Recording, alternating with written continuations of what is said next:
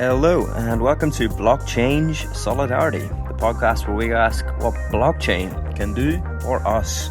What is blockchain? What is crypto? Could it rescue us from our current dystopia? Come with us as we explore the very real potential to enhance human freedom, and as we delve into the darker side, predicting the Bond-villain potential of this current bleeding edge. Join us, a group of friends, in a pub style, as we discuss the overlaps between this technology and politics, economics, the environment, culture, and sci-fi, to understand for ourselves the seemingly mysterious futuristic world on our horizon. Bang bang, welcome back to Blockchain Solidarity, everyone. This week, I'm so excited. We have the folks from JournoDAO, and if you haven't heard about them already, get onto Twitter, get onto their website.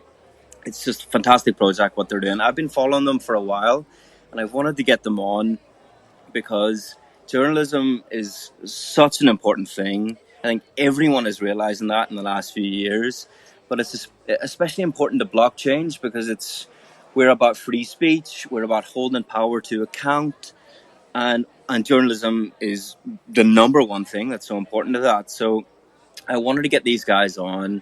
We're joined by Clinomenic or Spencer. I don't know, dude, how you want me to call you. Both of those are fine, yeah. Both those are fine. Okay, cool. And we have Crystal joining us as well. Two of the founders of JournoDAO. If I'm getting that right, correct me if I'm wrong. Yeah. So I'm really looking forward to this conversation. We hope you guys who are listening will enjoy it as well. Journalism, for me personally, has been so important because one of my best friends was a journalist, and he was such an idealistic guy, as I was and still am. But he went down he got sucked into the corporate journalism world, and it was pretty sad for me to see. We've lost touch a little bit, so it's kind of always been on my personal journey as well. And of course, for the last few years, like journalism has just went from one wrong turn to the next. So without further ado, I'll stop talking. Let's introduce our guests. We'll go one by one. Crystal, do you want to start us off? Like, tell everyone, what's your journey? What's your background into journalism? And when did you come across Web3? And yeah, what did you think about it when you came across it? Sure. Yeah, thank you for having us. This is a blast to be here. Sure. I first discovered journalism, actually, I guess it was in high school. I was on the high school newspaper. My first column that I wrote got banned by the principal because it was a gossip column and it was a little snarky. And then, we love that. I know, right? And then in the mid-90s, I wanted to learn photojournalism. I had a fine art photography background, so I got a job at a local newspaper in Southwest Virginia, out in the mountains near Virginia Tech, and learned the craft there, and then freelanced for a while. And then eventually went back to journalism school at age 30 and just, studied it formally. So that was kind of fascinating. It was right when social media was being born. So that was a fascinating intersection to be entering journalism through that lens. And then fast forward to 2017, the hackerspace I was in, we got bored and we made a currency. And I was like, oh, this is interesting. And I already knew about... Nice. Yeah. I knew about Bitcoin and blockchain through... exploring peer-to-peer encrypted emails around 2012. So I kind of knew the tech a little bit. And then they accidentally started a company, and I accidentally ended up hurting the humans in said company. And so that was my professional entrance into crypto. That's awesome. I love that journey. I guess that might be similar for a lot of journalists. They come in from those kind of angles. Spencer, what about you? Tell us about your journey in. Sure. Yeah, my background's actually in filmmaking, specifically screenwriting. That's what I study. That's like the few real jobs I've had have all been around film and television. I got into Web3, I think around 3 years ago, through this project called Berkeley Open Infrastructure Network Computing. They have all these distributed computing programs you can download that use your spare computational power to assist researchers remotely. And there was this one program called Rosetta at Home that was a protein folding simulator, and it rewarded you in this obscure cryptocurrency called Gridcoin whenever you finished simulating a complete protein. And so that was my first exposure to anything Web3. I got more and more acquainted with the non-financial applications of it, which is what really interests me. I met Eric in a Discord server a little over a year ago, and then when he started the JournoDAO server, we've just been kind of involved and getting more and more people involved, getting a clearer and clearer vision of what JournoDAO is about, and more importantly, how Web3 can impact journalism. But I personally don't have any background in journalism, so I've been learning from Crystal and Eric and Keith Axline and the other people involved in JournoDAO. I'm sort of approaching it from first principles and from like a Web3 native perspective, learning a lot of the basics from this new angle, and it's been fascinating so far. Yeah, and I think what makes the JournoDAO probably so interesting and so dynamic is the fact that you have people who are coming in from journalism, people who are coming in from different parts of journalism, people who are coming in from a Web3 angle, but are interested in journalism. That's what makes it so interesting. So that's cool. I should say at this point, I should have said at the top, but we might have some of those founders you just mentioned also jump into this. For folks listening, that's who will be jumping in. I've spent the last week watching your 4-part series, the Journo series, that everyone should check out, by the way, the Journo on YouTube. Really fascinating look at journalism and Web3.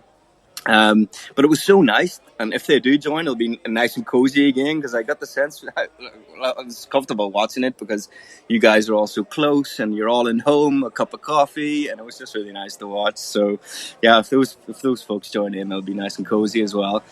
Okay, let's jump into this, because this is what's really interested me, because I maybe the audience knows, but I'm not too familiar with it myself. For the last 5 years, journalism has been really broken. But can you guys ever remember a time, or was there ever a golden age of journalism? Like, was there something from the past, local journalism, whatever you want, that was not ideal, but like really something that you want to strive for again? Like, when was that? What did that look like?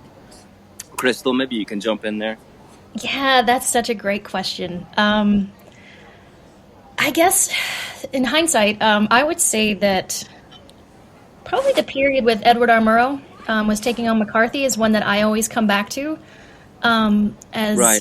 I don't want to say an idealistic time of journalism, but that was like, if anybody's ever seen Good Night and Good Luck, they did a really good job of putting that story into a modern movie that we can all wrap our brains around. But again, even in that context, Murrow was taking on, politician, and he still had to fight with his executives because of the advertisers. He was like, the executives like, the advertisers aren't going to fund your program, your news program, if you take on a politician like this. And he's like, well, then I'll pay for the ads myself. So him and his producer. Ads. When was this? But just to give the audience a bit of an idea, when was this? These shenanigans even then were going on? 1950s. So even back then, good journalists, in this case that you're explaining, we're still getting pressured. Like, if you go after this politician, the advertisers are, wow, okay. Mm-hmm. Okay. Yeah, and that's a dynamic that hasn't really changed. But I think, I like to think of the local reporters and the local newspapers. Even the one that I worked at in the 90s, it still had a strong presence in the community, and it was all done by local journalists. So the person giving you the news was your neighbor, and so you trusted them because you saw them at the parade while they were taking pictures of it, or that you saw them in the city council meetings taking notes and then writing about it. So that doesn't exist really anymore. Right. That's so interesting. And Spencer, what about you? Can you remember a time when journalism was as good as it gets, or in a much better shape than what it is now? I mean, I'm personally not as familiar with the history of journalism. I'd really be interested in learning more, and especially the era that Crystal was just talking about. But I can tell you, today we were talking about the distinction between what's called citizen journalism and how that's kind of distinguished from what could be called institutional journalism, and Eric was saying how that kind of distinction itself is a bit recent. I mean, he kind of placed it within the last 20-25 years, where over those last couple decades, it's sort of become, at least as he explained it, more of a status quo for journalists to kind of you kind of expect them to have some kind of degree or some kind of institutional platform that they're speaking from, and that anything less than that is kind of being seen as subpar in certain respects. And Eric was saying how a few decades ago that wasn't the case. The status quo was different. It was being a citizen journalist or a non-institutional journalist without a journalism school degree. That seemed a lot more normal back then. And so the way that we were framing this conversation was that status quo could be worth returning to by kind of elevating citizen journalism, giving them more tools, encouraging best practices to verify information and not requiring implicitly or explicitly that they have some degree or institutional backing.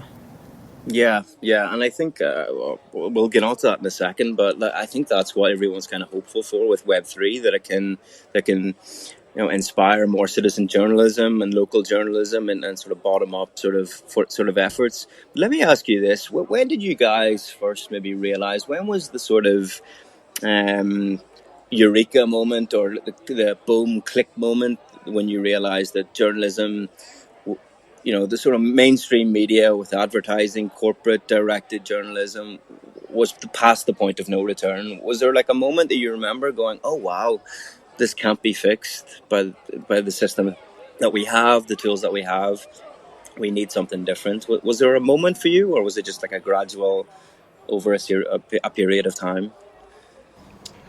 Oh, that's hard to say. I saw it happening gradually in the early 2000s. And then when I was interviewing to intern and work at some big traditional media outlets, in DC and New York, I really saw that I was going to have to answer to the editorial board and a lot of the work that I wanted to do. And then that editorial board was powered by the advertisers. And right. I guess it was because a lot of this was happening when the internet was, this is like 2005, 2007-ish. So there was a lot of access to information on the internet. So I could see it there as well. So I would say for me, that was when I kind of realized that I wasn't going to be able to make the impact I wanted to make in journalism with my camera, with that structure in place, and that a structure that deeply ingrained has to collapse on itself at some point for it to fix itself. It's kind of pessimistic, but that's kind of how I see it. Yeah, absolutely. And Spencer, what about you? Was there a moment where you maybe, we have to change this in some other way? Was there a moment like that for you? Or I think Trump's election was it for me, but what was it for you, if there was one? I would say it was more of a gradual realization for me, specifically about, if we're talking about, like the more money is required, the more strings are probably going to be attached one way or the other. I guess the only ways around that are kind of soliciting donations for public radio channels or kind of humanitarian grants in some respect. But if we're talking about a media outlet that is supposed to be reaching hundreds of millions of people, that's probably going to require orders of magnitude more funding than like a local newspaper in a small town. And just like, to me, it's almost a logical kind of association where if you need that much more money involved, there's going to be strings attached, and the people funding it probably aren't 100% altruistic. I'd say it's almost a kind of a natural association there. So like, to me, a lot of the question is like, where does the money come from? How can Web3 help? Yes. Like crowdfunding respects and public goods, kind of facilitating capital to efficiently fund public goods. That, to me, a lot of it boils down to that. Yeah, and that's what they say, isn't it? Like, follow the money is where the power leads, right? So if there's a change in funding structures, money, then the power will change in journalism, like so many other things.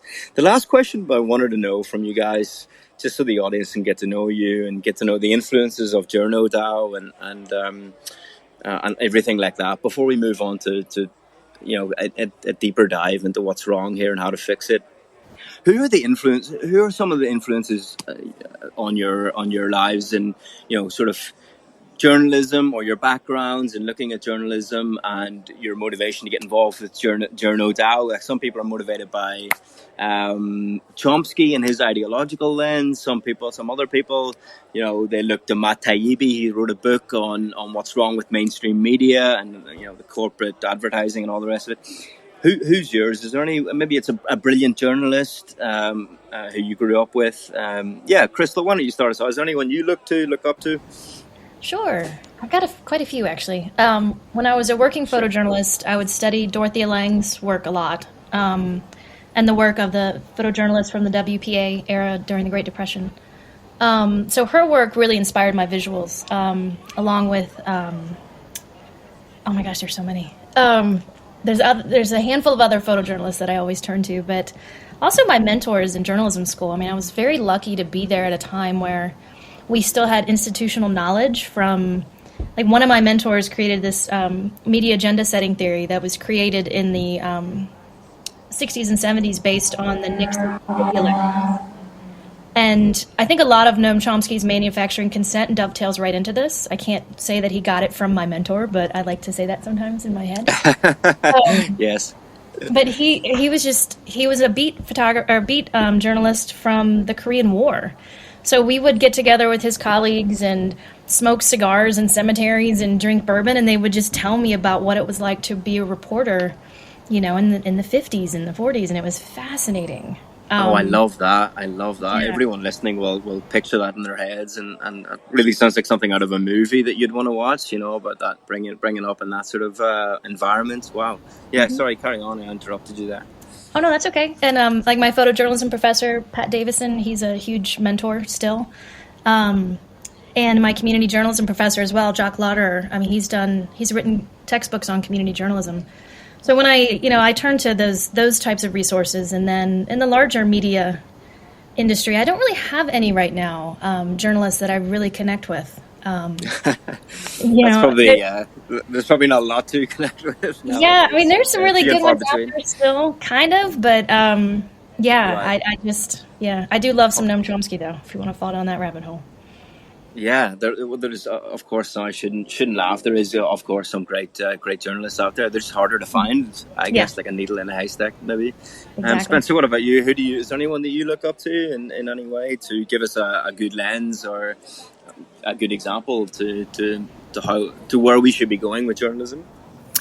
Within the sphere of journalism proper, I can't say I have any direct influences or people I look up to, but I mean, what I've read in the area of Noam Chomsky and Marshall McLuhan and the kind of implications that those ideas have on journalism, I'd say that's influential for me, and probably just philosophy at large. That's kind of where I've spent most of my kind of mind share in that area of things. But as far as actual journalists go, I'm pretty unacquainted with the canon. Yeah, I'm glad you both mentioned that Chomsky is an influence for you, but also can be just a good influence for just life in general, to look through a lens to have a critical analysis and question things before taking in anything that I guess the state or corporate power would have us believe. It's always a good lens just to have in your head. Cool. So let's dive into some of the problems with modern day journalism. From watching that sort of 4-part series this week, sort of censorship, advertising, the lack of local media, transparency, these kind of things. And I think it was Keith that mentioned some of the tools that Web3 can help with: immutable storage, transparency tools, community tools, censorship resistance tools. And one I want to leave to the end, because Spencer, I'm glad you joined, because you had a point about public goods and profit, which you all debated, and I was like pausing it and going back, and I was like, oh no, this is really intriguing. Like, what do I think about this? And so I want to bring that up, and we'll dive into that last, but because that's really interesting. But what do you guys see as some of the, if you had to pick maybe one or two of the main problems with current journalism, censorship or advertising, what would you say, and what is the extent of the problem that you see? Crystal, if you want to go first. Sure. There's so many problems. But for me, it is the advertising model, and it's also the weaponized algorithms. I think those are two of the most prevalent and dangerous, and also they have solutions that Web3 provides. So I say those two are on my top of my list. And tell us a bit more about the algorithms piece there. What is that on Twitter then, or just across the board? Sucking us into certain things. Is that what you mean? Or if you can tell the audience a bit more about that one. Yeah, it is the centralization of the algorithm itself. So the technology that's used to deliver the content to the individual. And, Cambridge Analytica was a great example of how that information was weaponized and then changed the course of elections. And, Twitter, Facebook, all of these centralized platforms use algorithms that we don't have access to. So we don't know, what emotional cues they're using to structure these algorithms. I mean, we can look at what it's done to Gen Z is just stunning to me. This dopamine addiction that we've allowed to happen to our younger generation is something that we're really wrestling with now, and it's going to be more obvious in the coming years. And that is because these algorithms, the more people click through and the more they engage, the more advertising dollars the platform receives. So it is designed to be dysfunctional. That's its whole purpose. So, and what's driving it? Do you think? Is it distraction? Is it profit? Is it what do you think at the end of the day is the core driving thing behind this algorithm getting young people to be on TikTok all day? Like I remember the first time I jumped on TikTok was maybe only 6 months ago for launching the podcast actually, and I was astounded just how rubbish it is. I mean, there's good elements of it, but it really. Lots of young people just dancing around, and it was like, what is this? What's going on? But that now more and more you see that kind of stuff across all the socials, and everyone's stuck in their phones. What's driving it? Is it profit? Is it just all about advertising dollars? Centralized algorithms for advertising dollars? Is that what do you think? Yeah, it's profit, and then it's also population control. I mean, if we want to go down a dark hole right here. Oh gosh. You want to control the population, you sedate them, and that's like classic Noam Chomsky. And also classic Edward R. Murrow. He gave a big speech when he accepted an award, and I think it was 1956, where he was using it in the context of television and radio. And he said, if you don't, produce content that's designed to engage and inform, and you only produce content that's designed to entertain and distract, then you will have a population that basically can't function. And in the case of TikTok, the Chinese government does not allow its children to use that platform.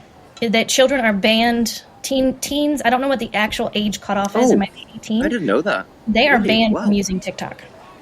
Now, why is that? Our audience will... I don't know, but I didn't know that. So that, my other dark, twisty side here says that is probably because they know how dangerous that technology is, and why would you not send a weaponized technology out to the rest of the world, yet protect your own population?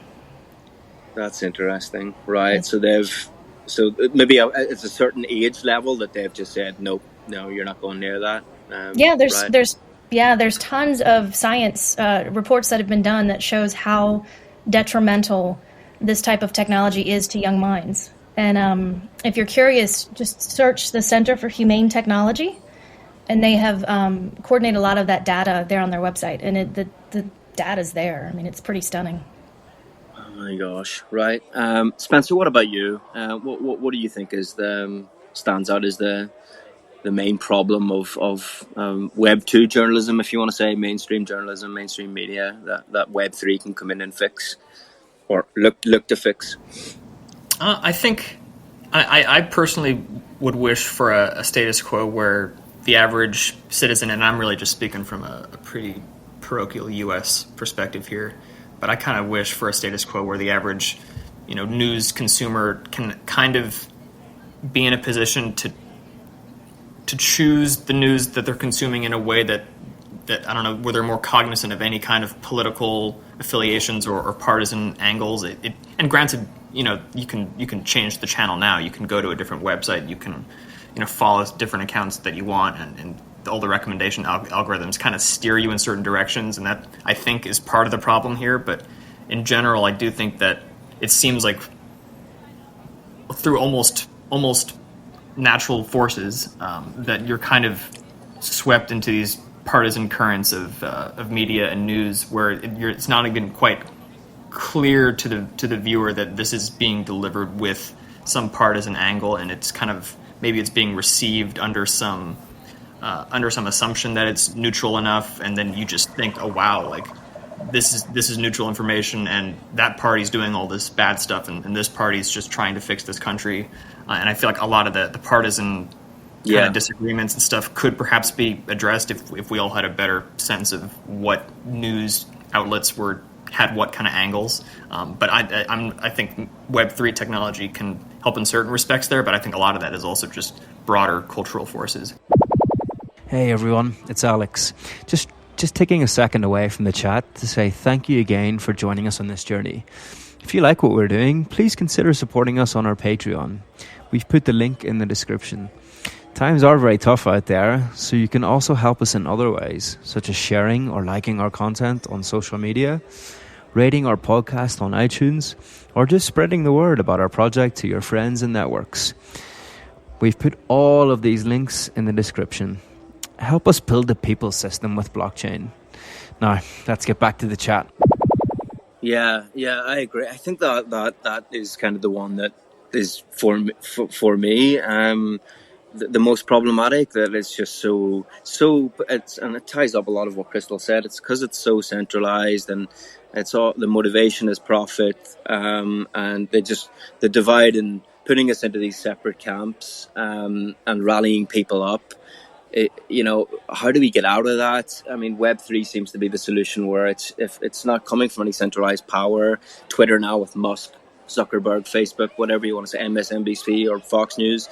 But if you have like Lens Protocol, or sort of like Mastodon or Mirror, where it's like bottom up, everyone can go and create their little worlds or jump across many different worlds, and there's more accountability and transparency. Do any of you guys use those? I think, Crystal, I've seen you mention that you're on Mastodon. Is that do any of you use Lens Protocol? What's your experience with Lens or Mastodon? I use Mastodon. I first went on there in 2017, but there was nobody there. So I migrated with all of the Twitter migrants, and we actually stood up our own server with JournoDAO. So we have that. Great. And then, what was the other ones? I have not tried Lens yet. I can't get the access. I would like to try that, though. I think that's a really interesting proposition, right? Because that's like a protocol that many different sort of platforms can be built on. The more decentralized, the better, and everyone can go everywhere with their different views, and it's just more toned. I think we need a debate that's just more toned down and less fired up. And people have access to more information, and then I think we can start to have a better conversation. Let's get on to JournoDAO. So tell the audience more about like its inception, who the key players are, and how you guys are trying to use Web3 to fix some of the issues that we've been talking about. Maybe you have a vision to get there. You're working on some at the minute, but yeah, tell us a little bit about its inception, what its vision was, and what you guys are working on. Sure.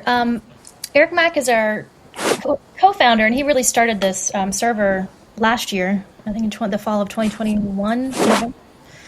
And it was really just trying to explore this, can decentralization in Web3 help address these issues that we're talking about with media, and can we regenerate community journalism? And I think the original meme is really about buying a newspaper. Can a group of people come together, buy a newspaper, decentralize it, and what does that look like? Over time, this as Spencer said earlier, this vision's evolving, and as more people come into the community, engage with it, we see what's needed. So right now we're kind of at this crossroads where we're exploring decentralization, media, community, and what does that look like? And we have one main initiative that we're really looking at this year is, can we create a decentralized reporting protocol? What does that look like? What do journalists need? What does it entail? How do we bring it to life? So that's the kind of stuff that we're exploring. And Spencer, that's awesome. Yeah, Spencer, you probably have more. Oh yeah. I mean, I'd say that is the main at least when I think of what's the highest impact thing JournoDAO could do, to me that probably would, like having a decentralized reporting protocol would be really cool, and it would be a really cool way to actually implement a lot of the ideas we're talking about. So far, it seems like the biggest value add JournoDAO has brought to the DAO space, to the Web3 space, is just thought leadership at this intersection of journalism and Web3. So I think Alex, you mentioned this earlier, where the people that have come into this conversation from a Web3 angle and aren't that familiar with journalism, like myself. There are people that have come into this conversation with a background in journalism but are getting acquainted with Web3 technology. And so one of the ways we've been thinking of JournoDAO so far is just kind of like a thought leader, kind of, you almost think that as a concierge. Someone used that metaphor, where we can kind of give people a bearing on what this intersection looks like through the kind of podcasts we're doing like this.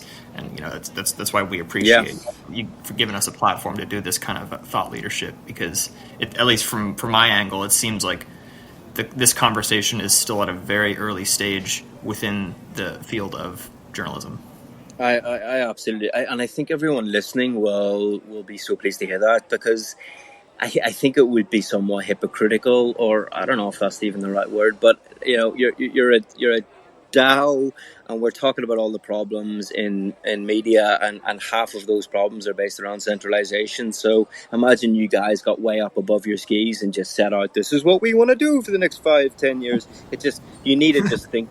You need to, as exactly what you're doing. Take it slow, involve people, decentralize out. The community will decide eventually within JournoDAO what's the focus, and just slow walk it and involve everyone. There's many things I guess you could that need fix, but it's you don't want to rush into it and do it the wrong way. You're just you're not really doing it right, I guess. So and we're so early with Web3. We're still in a bear market. Everyone needs to just think slowly and smartly and do it right. So I think everyone listening will be like, that sounds about right. Crystal, when we spoke last week, one of the things that one of the visions of what JournoDAO could be, amongst many others, was funding and trying to get local newspapers back up in some format and running again to report on local news. Coming from a small town in Northern Ireland myself, we had 2 or 3 local papers, but it was always on the kitchen table, and it was just really fascinating to learn some of the small stories around the countryside and stuff that were important to people, like kitchen top issues that just don't get reported anymore, and our politicians don't care about them anyway. But how important do you guys think that is, and is that something, at least in the vision, that JournoDAO could spark up again in some way or the other? I think that's the most important part. When we brainstorm about this, we usually do end up back in that very small community container. And, some of us have lived in small towns. Some of us live in news deserts now, where there is no access to local news. And it really does matter when you don't know what's happening in your community. And especially in a climate that's so unpredictable. Like our co-founder Eric lives down off-grid in New Mexico, and they had wildfires last summer, and there was no local media outlet to report what was going on, and you need that information in real time. So I think when we look at the most impact we could have, it's go ahead. Yeah, I mean, the most impact I think we could have is restoring that community journalism container, that framework. And it's going to be different for every community. I mean, there's a little community in the desert that I go to. There's one woman that publishes the newspaper, and she gets ads from like the local pie maker. And, how do you take that one woman who's in her early 60s, who is doing, like, she broke a story a few years ago about the water table outside of this desert town that was being tapped into by a foreign corporation. And then I read it just in this little, like you said, a kitchen table newspaper. And then a month later, the AP picked up the story and ran it nationwide. So how do you go into a community like that and give one person who's in charge of telling the town what's going on, how do you give them decentralized tools that they can use and understand and implement at scale? Yeah, and there's thousands of people like that, hundreds of thousands around the country, around be it America or around the world. Just if you were to just support them, those guys, those folks with the tools, they'd be out reporting everywhere. And I think like the other thing is it's not just about, and I want to pick up on one thing because I news deserts was a term that I hadn't come across until I watched your series during the week. But I'm sure the audience would have, maybe some of them will, but maybe some of them won't have heard of news deserts. That's essentially the meaning. Just it's dry. There's no news. You're living in a place where there's no local papers anymore. So like Eric Mack, who you just mentioned, can't find out about the wildfires, etc. That's what that term means, is it? Yes. Yeah. So like in his case, he Wow. had to, I think he's also worked search and rescue. So there were like ham radios. There were other ways to get that information, but he had special access to that information. And we were interviewing Right. with, or just talking with some of the government officials up in Wyoming, and just talking about journalism and DAOs. And they mentioned that all along the main interstate corridor through Wyoming, which is a pretty sparse population, but all of the towns along that corridor, all of the media outlets had been bought by corporation or had collapsed. So their main corridor through the state has no local journalism covering their state. And that's an issue. That's crazy. That's crazy. And here's the other thing, and just from my experience, I don't know what you guys think about this, if it's your experience too, but coming from a deeply divided society, which I do, it's often sort of in the small towns that where people cross over each other a lot, and which does foster bonds of friendship past cultural divides. And when you bump into someone on the street who's just going to buy some, I don't know, like potatoes for the day or whatever it is, and I don't know, you just strike up a conversation about what's happening on a farm down the road. You know what I mean? It can foster just some sort of conversation between people who might not otherwise have done so before. So I think good to report like news and what's happening, keep everyone informed, and there's all sorts of very good reasons for that. But also just like that kind of thing can has so many other good human impacts as well. So I think we bring back local for just so many reasons, I guess is what I'm saying. Okay, let me ask you this. How can people listening to this podcast get involved in JournoDAO right now? I guess they could jump in the Discord, but what are you like if people are listening to this and go, boom, journalism's been broken, I'm a journalist, or I was a journalist major, or I'm just fascinated by this. How do they touch base with you? What could they do? Or maybe it's just getting involved in the conversation and being a key part of that conversation. I can answer this one.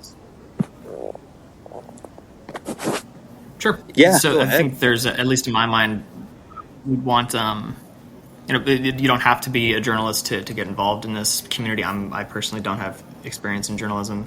So you can, right. If you're not a journalist, you can go to our website. We have an onboarding system that kind of, that leads you directly into our Discord. And we're also finalizing this other mechanism where we can accept applications from journalists to join a JournoDAO directory that then everyone in our community would essentially vote on whether or not to accept these accept applicants to this directory. And at least in my mind, the goal of this directory is to be maximally inclusive for practicing journalists. It's not going to be any kind of screening for prestige or anything like that. But we do want to kind of start getting a more concrete sense of the practicing journalists in our community. But we also don't want to give the impression that it's only practicing journalists that we want to attract. So just go to the website journodao.xyz, and you can get involved in the Discord from there. Yeah, and we also have awesome. a weekly town hall every Wednesday, and the time is in the server. So it's 1 p.m. Mountain Time, but it's open to anybody. The Zoom link is in the server, and we just riff on these conversations in our town halls.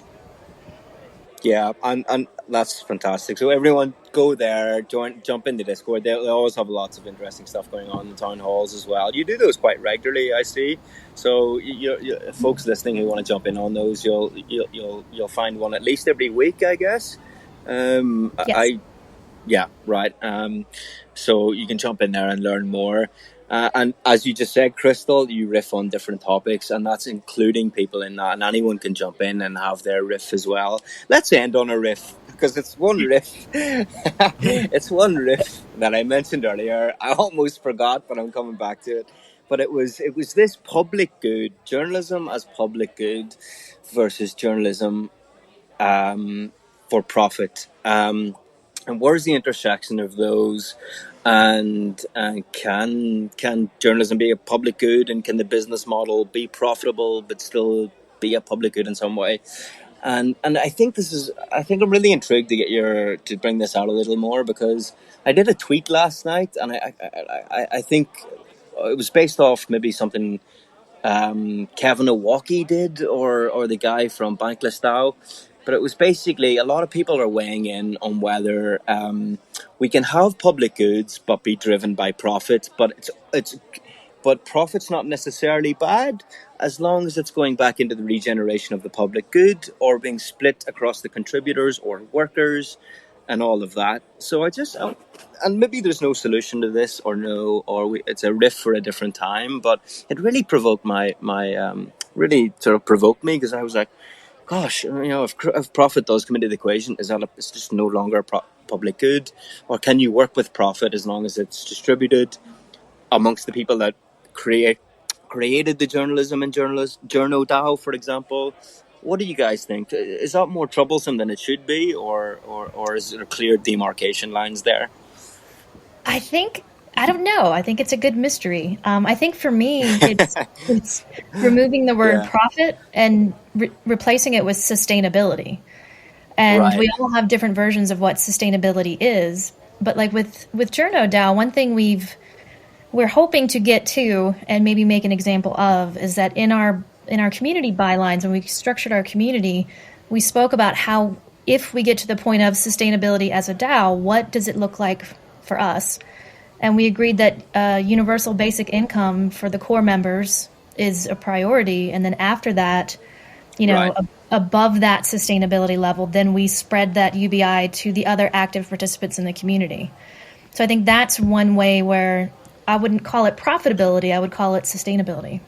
But public goods is a great it's a great rabbit hole to go down, because protecting something from market enclosure really puts it close to that profitability line. Like, market enclosure and profit are two very they kind of seem like two devils of the same similar name. So and my stomach turns whenever I hear the word profits, because it brings along with it like extraction and exploitation, all those kind of words. But I just see so many people in the world that I've been operating in with this podcast for 6 months, trying to find that line in Web3, especially between, can we have markets to work for different things that we would think are sustainable, but we can use them. It just gets very complicated. I don't know where I sit yet.